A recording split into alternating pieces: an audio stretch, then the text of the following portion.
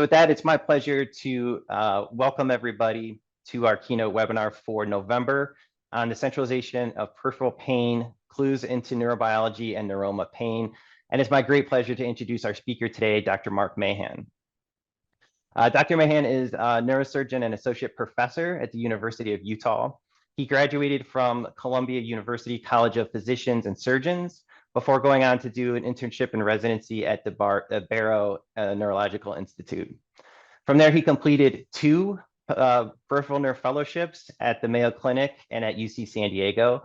And Dr. Mahan specializes in complex peripheral nerve surgery, spine surgery, and neurological reconstruction for diseases such as spasticity, spinal cord injury, nerve injury, and stroke. Dr. Mahan is a national and international educator, and we're very fortunate to have him today, and we're very excited that he's also a member of our research committee. So with that, I will turn it over to you, Dr. Mahan. Thank you, Stephen. It's my sincerest pleasure to be here this morning and have the invitation to present and discuss both just a little bit about nerve surgery in its generality, as well as a specific model we have with regard to looking at nerve stretch injuries. And so I think the most important premise that we talk about is the fact that the history is not quite written yet, meaning that there's a lot of wonderful science that needs to be investigated, needs to be researched. And this is a pilot project that started largely out of our lab looking at stretch injuries and was taken on by Wesley Warner, an intrepid young scientist who's now pursuing her PhD, and she really wanted to understand what was the role of pain after nerve injuries. And so this is a critical question, and one that has some incredibly unique findings, particularly with regard to the idea of what happens to the central nervous system after peripheral nerve injury, because it is both assumed and not proven that we have a fair amount of centralization of pain. Most of our studies these days really rely on fMRI study, which I would say is best as sort of a proxy for finding out what's really going on. And I hope by the end you'll find some really convincing, but also really underappreciated, understood details of how the central nervous system responds to peripheral nerve injury. Although this is not a CME course, I do give my disclosures, which is to say that there's industrial funding, but most of, exclusively all the funding for this research came from the federal government. And so we'll talk a little bit about what is, in general, sort of the issues with regard to nerve injuries, and then talk a lot about what we have been doing to develop an appropriate model. And we'll go really focus on our pain data and some of the future goals. So most people who are going to be seeing this understand really substantially, significantly, how impactful peripheral nerve injuries are worldwide, at least in the United States, which I would say is probably a lower incidence population. We still have a greater incidence of nerve injury than spinal cord injury, although the fact is that spinal cord injury and some of the related disorders get much more federal funding. So we feel like we're sort of battling as an underdog here. And they really do affect primarily young adults, which means that there's a lost years of participation in the workforce. This has tremendous societal outcome. And the difficulties with particularly severe peripheral nerve injuries is the loss of function with also the chronic pain. And so those outcomes remain relatively modest. And we just don't understand what's going on in the severe nerve injuries. Meaning that if we take, for example, transection injuries, meaning when the nerve is simply lacerated or cut, we know that if you repair the nerve is going to grow with fidelity, but we don't have a good understanding what happens in severe nerve injuries and why they fail to recover. And when we think about all the mechanisms of nerve injuries, because the nerves are on the extremities, they're all over the body, they're quite subject and liable to injuries, whether they mechanical type injuries such as a compression and crush, as well as like ischemic injuries, concussive, such as gunshot wounds, et cetera, et cetera. The one that tends to end up with the worst outcomes clinically are those with stretch injuries. And So we wanted to understand why stretch injuries were so poor at recovering. And they do form sort of what are, I would say, the most complex injuries. When I'm in clinic and when we have our multidisciplinary clinic, the ones that tend to have the most difficult clinical evaluation, the most difficult problems, and the ones that are going to involve the most complex surgeries are our stretch injuries, or like in particular brachial plexus stretch injuries. And what is unique is the profound neuroma or the neuroma in continuity. To simply look, these are slides from some of my patients. And you can see that the neuroma is particularly important because on the left is a stretched nerve injury, but this is one that was avulsed off the spinal cord, and it shows relatively normal histology, meaning that the nerve itself is ruptured. You can still see some neurofilament in there simply because it's avulsed with the dorsal root ganglion, but you compare that to the slide on the right, which is a neuroma. It's a profound hypercellular mix where it's disorganized and confusing. And when you look at it like, say, in Mason's trichrome, you see that there's just abundant collagen tissue with these twigs of neurons and axons that are trying to transmit this scar tissue with poor vascularity. It is fundamentally anti-regenerative, and we know it's also inflammatory. To go back a step, well, how did those stretch injuries occur? And we know it's associated with velocity. That speed is what kills the nerve, and you have basic stretch injuries. Then you have a stretch to the point where it ruptures, and then you have the avulsion injuries. And what does that look clinically? This is one of those cases. This is a brachial plexus stretch injury. And if you look on the left side, you see that these are, while there is an avulsion of the lower trunk, the upper trunk and middle trunk are completely and massive, enlarged, swollen, poorly demarked from the anterior scalene muscle. It is just an absolute mess in there. And our historical paradigm is to look at this. This is from David Klein's book, where he says, well, okay, so we have neurovenous, upper trunk, middle trunk, and then we look at nerve action potentials and try to graft, which is a fine paradigm to look at. But this tends to be our outcomes, meaning that we get sometimes with that sort of complex surgery of investigating the health of nerves, and you can see that the outcomes remain relatively meager. This man is not going to be able to return to much of a functional use of that right arm. And as I mentioned before, is we just don't really understand what goes on. For example, our standard laboratory models have investigated how nerves repair in simple models such as transection with immediate repair or crush.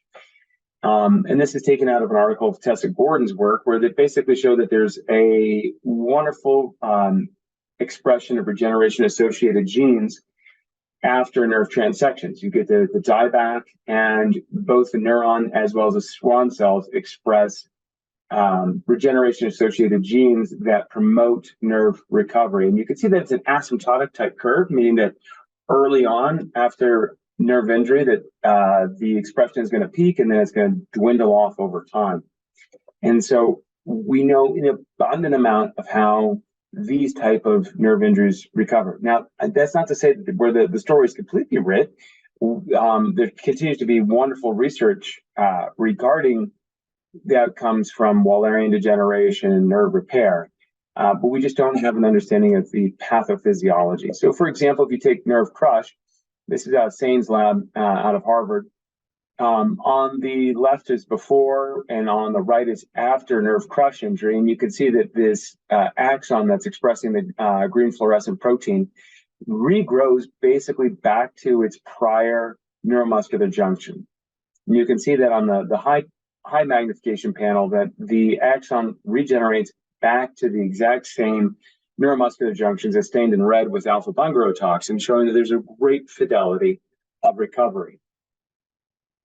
But these are not clinical injury problems, meaning that if something's going to regrow, great, we're going to let it regrow clinically. We need to understand the injuries that don't regrow, and we need to understand this pathophysiologic dead end. And the hallmark of this is the neuroma. This is, again, where the nerves fail to regenerate, despite the fact, as I've described, that there's an innate cellular reprogram for regeneration. And these neuromas are hallmarked by a hypercellular inflammatory intraneural scar. And the last issue, and one that has profound societal consequences, the fact that neuromas are painful.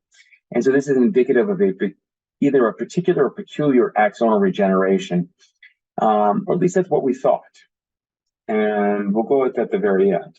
So we decided to build a model to look at this pathophysiologic dead end. And we first investigated how nerves rupture.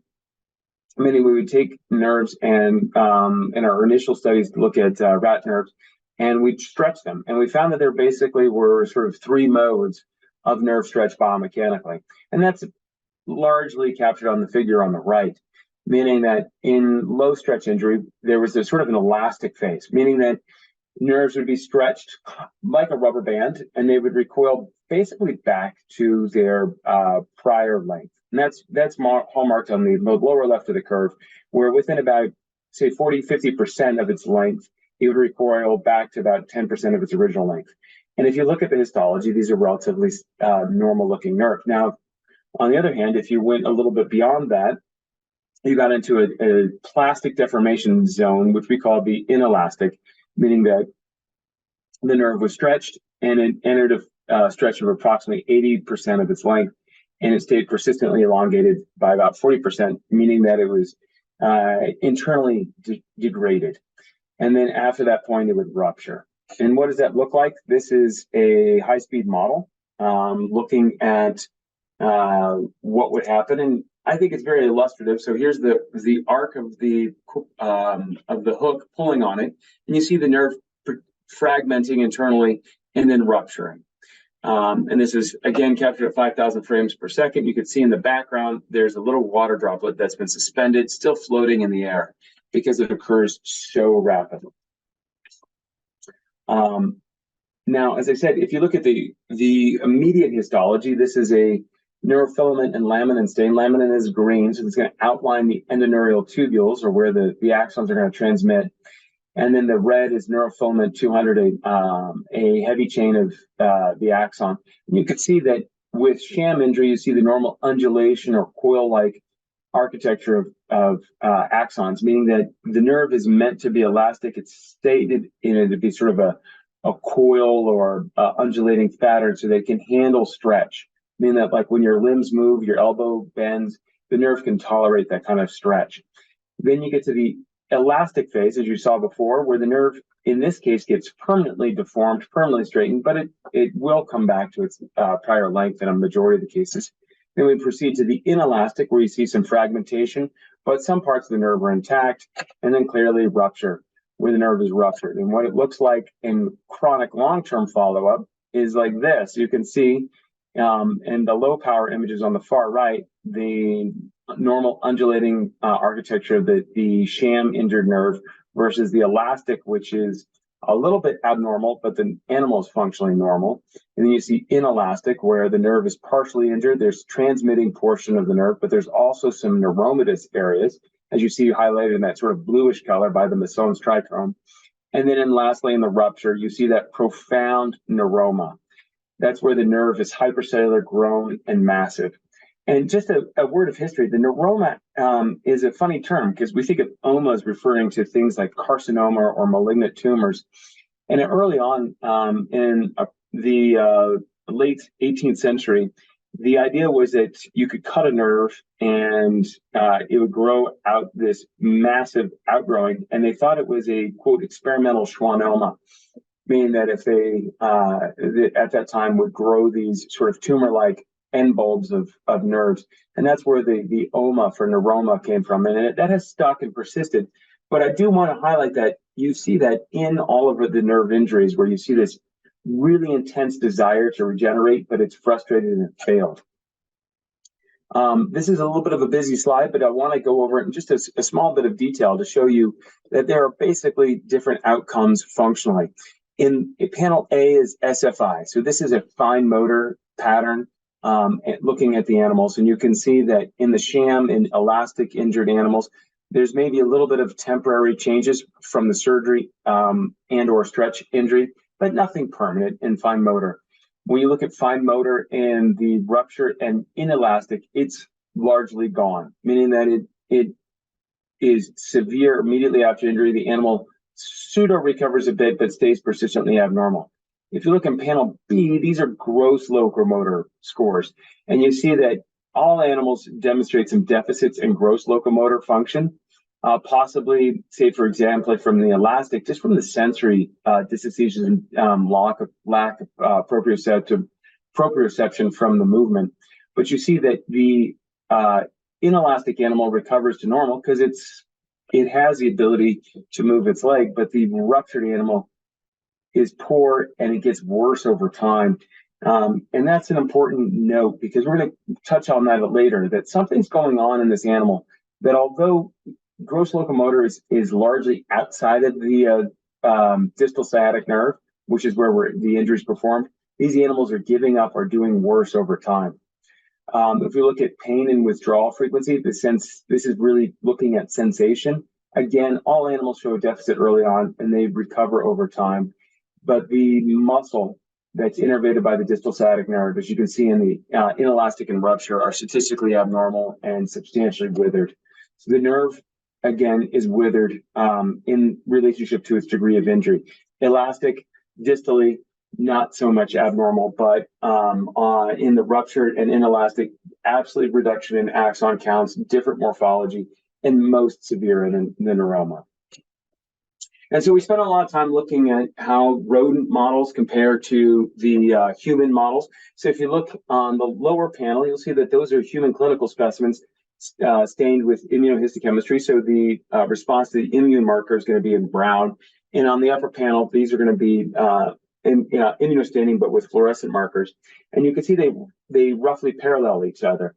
That mouse and human are very similar in our neuroma samples. And so a laminate, again, is a marker of the endoneurial tubes. You can see it's abnormal. In the human, it has a sort of like double barrel configuration, as we talked about in our paper on this. GLUT1 is a perineural marker. So this is the blood-nerve barrier. It's supposed to sit on the outside of the nerve. It's not supposed to be on the inside of the nerve. And it is a hallmark of the pathophysiology. And you can see it outlines those nerve bundles. Both in the mouse and the human model. NF200 is a marker of, as I mentioned, mature axons, and you can see that they're substantially reduced in both categories. And CD68 is a hallmark marker of activated macrophages, and you can see that they're present in both samples. So while we care about that, one of the most important things is we care about pain. And this is one of the rodents being tested for sensation. And on we always injure the left paw. And if you look on the left paw, you can see it's shrunken, it's shriveled, it's abnormal, it does not have the normal toe spread of the right paw. And then when poked, you can see that this is evidence of spontaneous pain. The animal's lifting up that left paw and flapping. It's as though something's wrong with that left paw, and it's constantly bringing it up and spontaneously flapping it, suggestive of a spontaneous marker of pain. Now, when assessing sensation, two things were found. This is again compliments of Wesley Warner. When she found that she was stimulating the animal's paw, both on the left side, the injured side, it would do that spontaneous flapping. You can see in slow motion how the animal's picking it up and waving it. But you would also see it when she was stimulating the right paw. The uninjured paw would get also both spontaneous foot flapping as well as the contralateral side. So it was spreading from the normal side to the abnormal or injured side. And that was a little bit unusual to Harold. And I'll show it one more time here. Stimulating the left paw, and then you see it again on the right paw. Sorry, stimulating the right paw and then seeing it on the left paw. Okay. Now, this was surprisingly consistent among all animal groups, and it worsened over time. So when we look at it here, both at week 10, so these are long-lived mice. This is basically we would injure them at their so-called adolescence and then look at them sort of in late middle life. And you can see that they have substantial response to stimuli, meaning that they're hypersensitive in some respect. Now, again, it's a little bit hard to use the clinical terms like hypersensitive, allergenic, and others, hyperalgesic. But this is what we're going to say is that they are substantially responsive to light mechanical stimuli. And then there's no difference between left and right in these aged animals. And again, they do worse over time. And then guarding is a spontaneous reflection of a animal seeking to protect itself. And you can see a similar phenotype where we see that this is the sham injured animals, the elastic injured animals also show guarding and then the acute period right after surgery / injury, but they normalize over time. And within about 2 to 3 weeks, they are normal. In elastic, same thing, they go back to normal at the late time periods by 7 weeks. But these ruptured animals pseudo-normalize and then get worse over time. But something is getting worse and worse for these animals as they age. And then we've asked really fundamentally, where is the pathology? And this has been, I would say, sort of an age-old question that has been largely sort of left to philosophy. And we're trying to say, well, is it the neuroma? And if you take back to ideas such as the gate hypothesis by Wall et al., was the idea is that there's spontaneous firing within the neuroma, and that spontaneous firing within the neuroma leads to neuropathic pain. But then there's questions of whether it's in the dorsal root ganglion, the sensory cell bodies that lead to the brain, or is it in the spinal cord, is it in the brainstem, or is it in the cortex?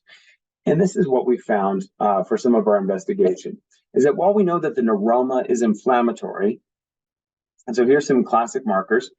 On the top is the immune markers of CD68, IBA1, both macrophage, largely delineated populations, CD4, T cells, as well as dendritic cells, and then DAPI is a generalized marker for cellularity by staining the nuclei. You can see it's a hypercellular mix that's largely inflammatory. And then if you look in the neuronal population, meaning that we're staining for axons here, you see beta tubulin, there's a large predominance of small fiber axons, no large fiber axons. It's hallmarked by that NF200. Myelin basic protein is sort of scattered and largely absent as far as myelinating large fibers. And then there's some presence of CGRP, which is a marker of a known neurotransmitter for pain. So we know the neuroma is inflammatory and likely participatory in the outcomes, but we looked upstream. This is what we found in the dorsal root ganglion, is that if you look on the far left, you see the ipsilateral age match control. So these are uninjured animals, and they have relatively normal looking dorsal root ganglions. Do not stain for this marker we're showing here is IBA1, which is a macrophage or microglial marker. But in the injured animals at week 4, 7, 10, and 16, you see presence of inflammatory cells within the dorsal root ganglion. More so is that you see it in the spinal cord. And you see, for example, here, when we look at beta tubulin, you can see that there's substantial abnormality in the gray matter of the spinal cord. On the left is the control population where there's plenty of axons, large neurons, but in the ipsilateral and in the contralateral side, you see the ballooning of these neuronal bodies as hallmarked by the yellow arrows, and a relative dearth of neurons. So this is an important point for anyone who's a clinical nerve specialist. We see fundamental nerve dieback at the level of the spinal cord, that the motor neurons that we're wanting to coax back to the distal target are simply gone in chronic animals.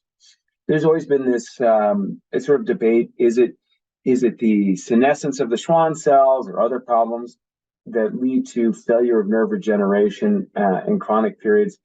And I think this is relatively clear evidence, along with others, that the neuronal pool, particularly the motor neuronal pool, just simply atrophies and dies. What's curious and weird about this model is that it's also present on the contralateral side, that the gray matter on the contralateral side also shrinks. Also fundamentally, what I would say unusual and weird is the loss of white matter within the spinal cord. Again, on the far left, you see the age match controls, and you see both beta tubulin, which is a pan-neuronal marker, and NF200, large myelinated fibers. You see at weeks 4, 7, 10, 16 after injury, massive loss of both small diameter axons and particularly large diameter axons. And this is in the dorsal columns. So the animals are sending less information to the brain as a consequence of this dieback. And then the spinal cords look like spinal cord injuries. There's gliosis in the long-dated animals, meaning that the markers of injury and inflammation, hallmarked by gliosis, are there. So although this is a peripheral nerve injury, far, far away from the spinal cord, we're seeing markers of spinal cord injury within the spinal cord, reflecting the injury and potential inflammation in the spinal cord. And when we get to inflammation, we look at IBA1. Again, microglia / macrophage, more likely microglia in the spinal cord population. But we see evidence of these cells with their processes throughout the spinal cord, both on the ipsilateral and the contralateral side. And this is a relatively busy slide, but that sums up all of those phenomenon in one. But I think the more impressive image is seen here. When we look at the age-matched control of the spinal cord at the level of the injury, you see in the age-matched control a healthy-looking spinal cord, and that purplish color is arising from the beta-tubulin stain. And you can see the spinal cord itself is large, normal caliber. There's a lot of gray matter there, both in the dorsal and ventral horns. And you compare that to the ruptured animal, the spinal cord is fundamentally shrunk. It is different. There's loss of white matter on both sides. There's loss of gray matter and its density on both sides. And the dorsal columns are substantially shrunken. And it's on both sides. So this goes back to the behavior that Wesley had noticed, is the idea that these animals are abnormal and they have a cross-body reflex. Something is fundamentally different about these animals, and it's loss of presumably either the neurons or the input that leads to this spinal cord shrinkage. So it's a story in its infancy. This is clearly evidence that we have pathology in the spinal cord from a peripheral nerve injury, and that this peripheral nerve injury has to be severe. Meaning that when we see severe nerve injuries, we get this. And we're dealing with a fundamentally different pain phenomenon then we would be thinking about it's in the neuroma, treat the neuroma, it's going to be okay. This is suggesting something else, that the neuroma leads to retrograde changes or changes in our spinal cord that also affect how we're going to be modulating our circuits, how we're going to be thinking about pain, and how this animal is going to be responding. So the challenges here and the challenges next is to figure out how we're going to begin to understand this and how we can potentially modify this in both the animal populations as a clue to how to treat humans and our patients. So to wrap up here, I want to say that we've done a sort of a long discussion here, and I've kind of raced through it. So I'm going to take a little time just to summarize. Number one is to say that nerve stretch injuries are our most severe nerve injury population, and they are the most complex to treat. And they oftentimes have, I would say, the worst outcomes because the complexity of their injury and the long zones of injury associated with stretch injuries. It's not just like you're going to cut out a short section of nerve or simply going to repair cut nerves to each other. You're dealing with long zones of injury and trying to replace that. And those tend to be relatively challenging. We need to understand the pathophysiology of the neuroman continuity because that is our clinical challenge.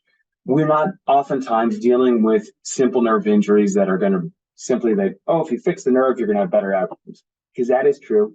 And more also, too, is to say, like, if you fix the nerve and you fix it well and you fix it in the early time frames, you're going to have excellent outcomes. We know that from the animal data.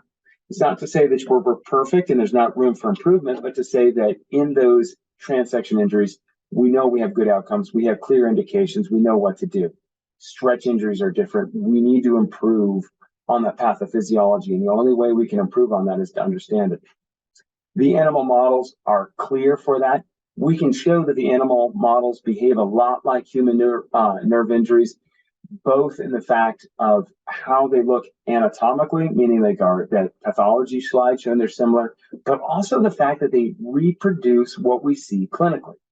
And I'll say again, if you have a low velocity stretch injury, you're going to have temporary neuropraxic type injury where there's maybe some element of dysfunction for a short period of time, and it's going to come back. We see that all the time clinically, that closed low velocity stretch injuries of the arm generally recover pretty well. Now it's those high velocities where the nerve is permanently injured, where we're dealing with them. And those intermediate severity injuries like that inelastic model I showed you tend to be some of the ones where we're trying to figure out whether they're going to recover. That fits in that Sunderland sort of 3-4 injury, where Sunderland stated that as 3 injury is a nerve injury that's going to recover, but again, the individual is going to remain persistently weak, whereas the Sunderland 4 is where it's not going to recover, but the nerve seems to be in continuity. And that's where we see that sort of bracket for inelastic, where there's a zone where sometimes they recover and sometimes they don't. And that's where we really need to have our armamentarium to start to change the outcomes from that. And then as we get into the pain model, we know that neuroma injuries cause pain. We've been looking at this for decades, meaning that neuromas are known to be one of the more severe causes of neuropathic pain, and trying to understand how they work. And critical to that insight is not only just studying the neuroma and assuming it's the neuroma. There's a centralization of that problem. And now we need to investigate a little bit more into both the dorsal root ganglion and the spinal cord. And I've left some tantalizing clues here to show you that the spinal cord itself, as well as the DRG, are abnormal. Now this becomes the fun stuff, is what are all the different mechanisms? Meaning that, is it something that where, okay, there's cellular loss and that's the fault, the fundamental pathology, or is it something different? Meaning that there are set points within neurons where they're going to fire or not. So is there a lowering of thresholds? Are there more ectopic signals? Is it a loss of the balance between ascending and descending information in the spinal cord? Where we get all of these problems is important, and so these are going to be the outcomes that are going to matter. And so lastly, in the conclusions as you see here, we know that a unilateral injury can create bilateral pain. And then I would like to highlight recent research by Kristen Davidge at the University of Toronto that shows that in humans, and she looked at the pediatric brachial plexus injuries, that the kids that have had neonatal injury to the brachial plexus show neuropathic pain on the contralateral side. We know it's a phenomenon. It may just be under-investigated within our clinical population, but that there's something phenomenologically different about individuals with chronic nerve injuries that the other side is also affected. We know there's profound inflammation within the neuroma that's been shown. We've had extensive experience in looking at that, but the inflammation doesn't stop at the neuroma. It's up into the dorsal root ganglion. It's in the spinal cord. And that we also see there's substantial neuronal pathology. Again, the DRG is abnormal. There's substantial loss of sensory neurons. There's a substantial loss of the motor neuron pool. And the motor neuron pool occurs bilaterally. And we need to investigate that a little more to understand exactly why there's such profound gray matter abnormalities and where it's occurring. And with that, I want to thank you for your attention and be happy to answer any questions I possibly can.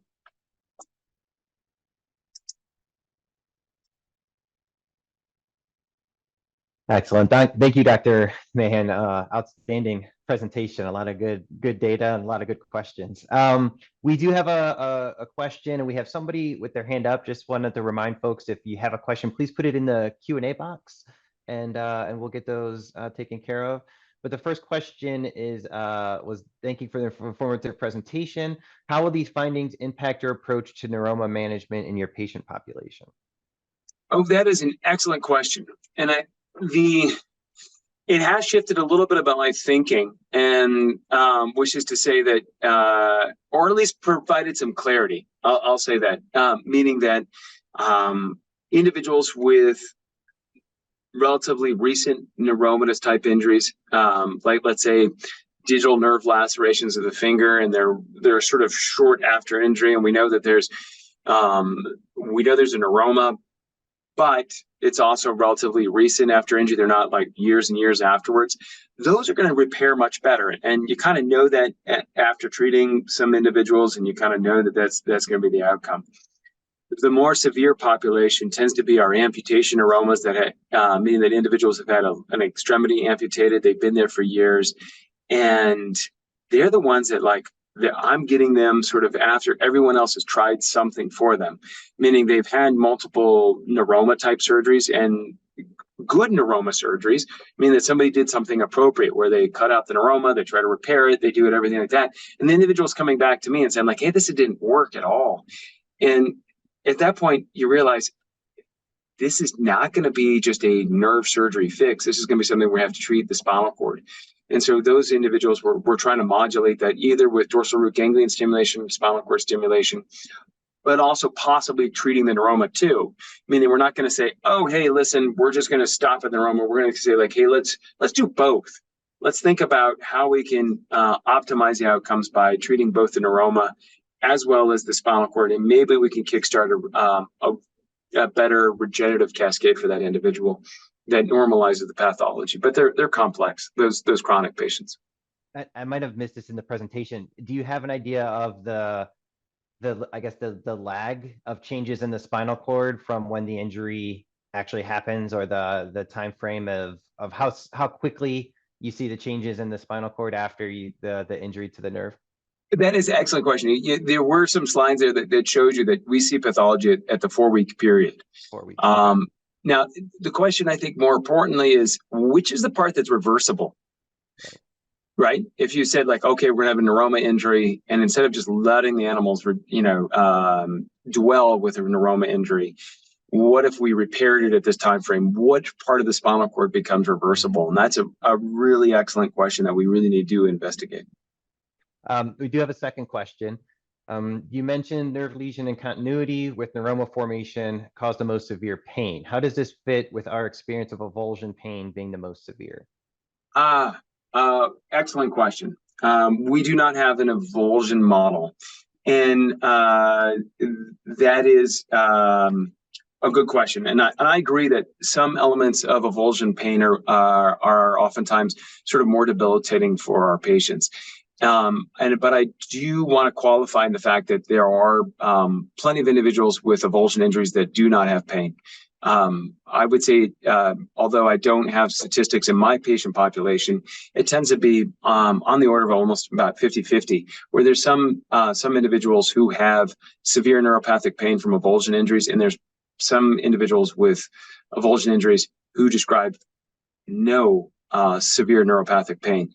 And some of that may be chronicity, meaning that sometimes if you see somebody with an avulsion pain early, they're not so debilitated, but I don't think it's purely related to chronicity.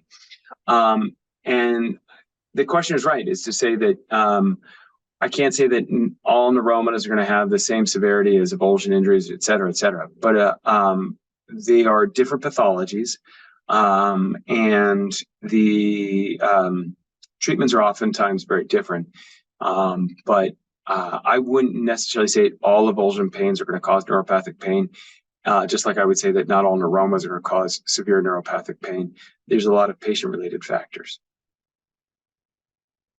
Were you surprised at all? It seemed like a very pronounced impact on the spinal cord based on a singular injury in the peripheral. That seemed like a surprising result. Is there anything that other models or other injuries where you see something that has such a large impact on the spinal cord? I guess, or maybe it's my thinking. I just thought like a single nerve injury causing like that kind of response, and like the overall size of the spinal cord kind of shrinking was profound. Yeah, it is, and it is. I would say it was surprising to us. It definitely has left me, and when I talk to some of my colleagues, they're also a little bit dumbfounded. It's like that's just odd. There are prior models that looked at this and they saw some shrinkage of the spinal cord. Usually it's a unilateral shrinkage. So our model is a little bit different in seeing the bilateral. But it's hard to compare apples and apples. Most of the publications that are there do not follow animals out as far as we did. And I would say that's a central insight that Wesley identified. And she was like, wow, these animals, if you sort of like, I don't know whether it was accident or what, but they sort of like, if you left these animals for a long period of time, it just got worse and worse and worse. And you could see that on that curve. And we saw that at that 7-week time point. And then you just followed them out longer and longer and longer. And they seem to, the animals get worse over time. And I think that's pretty consistent what we see clinically. Yeah, no, that's interesting. So we had a couple other questions come in. Fantastic content. Would any of the spinal cord atrophy you demonstrated be expected after injuries that don't directly mechanically impact the spinal cord? For example, transactions, inelastic rupturing stretch injuries where the forces don't reach and mechanically perturb the spinal cord. Yeah, I'm not certain how much we get perturbation of the spinal cord, because we're not doing.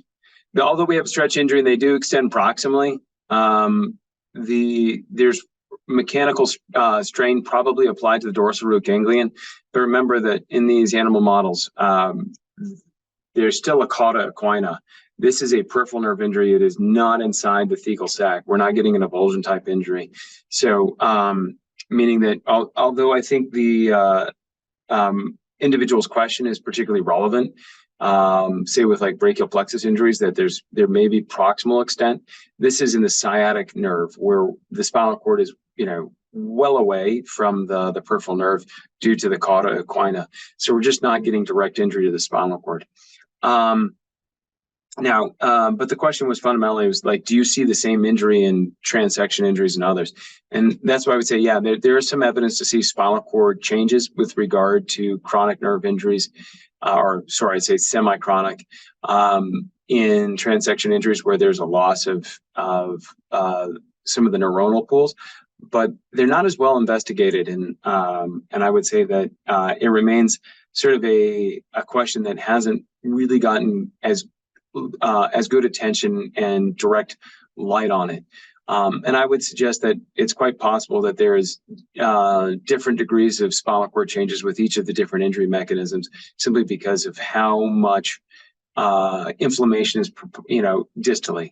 So we do know that the more severe the injury, more likely the greater the inflammatory response. So it's a little bit of an aside, but what we see in stretch injuries is it's not just the injury to the axons, right? This is a terrible event that also injures the blood vessels of the nerve. So there's a fair amount of ischemic damage and a necrotic core at the nerve, meaning that when we look at acutely after injury, there's necrosis. And for those who understand, right, necrosis really promotes inflammatory infiltration within the nerve. And that's potentially the real kickstart to the neuroma formation, is that central necrosis, exuberant inflammatory response.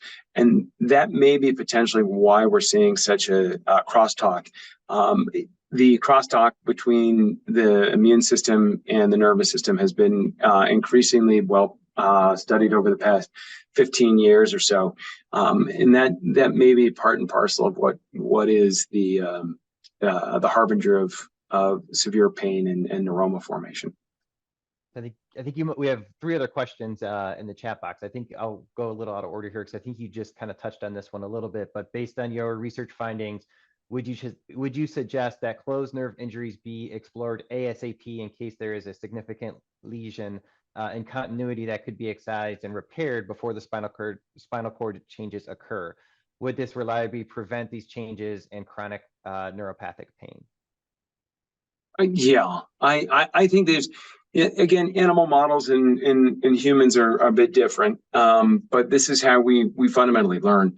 And I would suggest that is probably the case. If you look at Dr. Pondak's research out of the Netherlands that show that early repair, like they're trying to explore as soon as they possibly can, show better outcomes on motor scores. which is a little bit of how we still think, is that we try to focus mainly on motor scores, so not necessarily on pain. But fundamentally, if we're getting better motor recovery after early exploration, early repair, absolutely. And the difficulty is, of course, in those closed injuries is, when is it appropriate? What are you going to do? Meaning that if it's an avulsion injury, it's relatively clear there's going to be no regeneration. And, if somebody has a severe closed injury mechanism, it becomes harder and harder to predict who's going to recover and who's not going to recover because of the long distance in those brachial plexus. So that's a little bit of an art, and hopefully with some time we'll be able to figure it out.